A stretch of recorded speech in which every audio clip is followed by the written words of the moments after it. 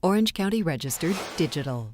Hello and welcome to the OCVarsity Dugout Show. This is our CIF playoff preview. I'm your host, Jonathan Khamis, being joined by Steve Fryer. Steve, we have a lot to talk about in so little time.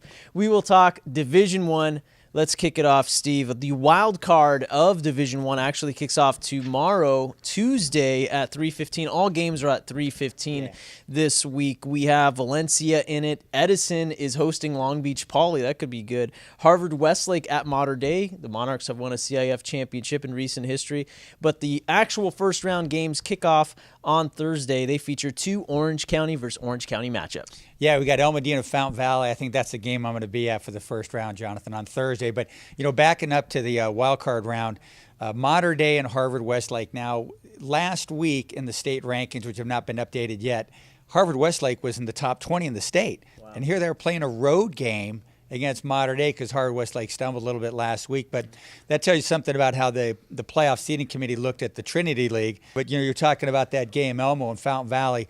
Fountain Valley's done pretty well. They've beaten a few league champions during the course of the year, Huntington Beach, Beckman, and Sonora. So they've played pretty well, finished number 2 in the really good Sunset League behind Huntington Beach. And El Medina, they got Brett Conine, a guy who signed with Cal State Fullerton, you know, a pretty good player.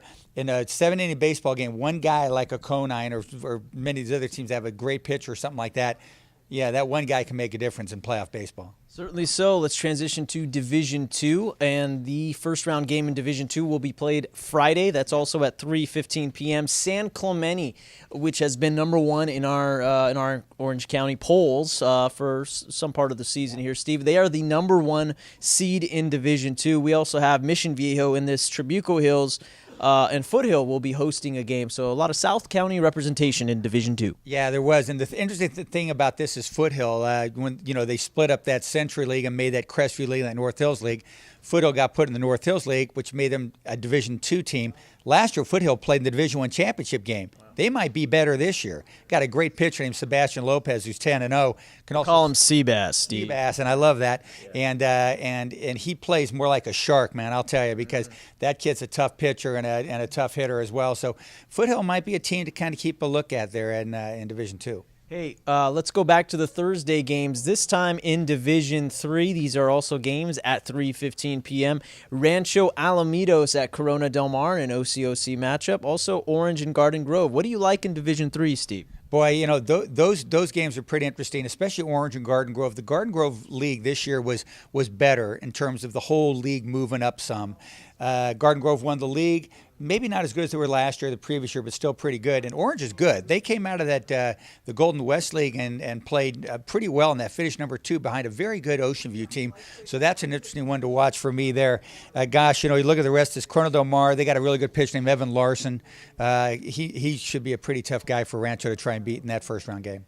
Finally, we'll talk about a little D4. Division 4, their wild card games are on Wednesday, and Godinez taking on Sunny Hills. Yeah, and Sunny Hills is a very interesting team.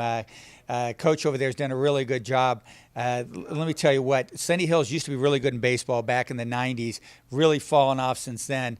But this is their best season in I don't know how long. First time in the playoffs since 2005, only second time in, 12 years, something like that. So Sunny Hills is a pretty interesting team. Godina's got some players too, but, you know, if Sunny Hills gets a little roll going, that'd be a pretty cool story in high school baseball to see how that one turns out. Also, Anaheim in the playoffs for the 10th year in a row. Laguna Beach, 49 consecutive league wins. That's a hot team, and they go into this record. Yeah, they go into the playoffs as well. They might be playing Century in that first-round game if Century beats Colton in the wild card round. Century, pretty good team. Theo Cortez, another guy who's done a great job at his school in Orange County baseball. So a lot of interesting games, Jonathan. Yep. Good luck to all of our Orange County teams in the playoffs. That's Steve Fryer. And for all your latest playoff information, check out OCVarsity.com, where we've got you covered. Orange County Register. We are here in the service of Orange County.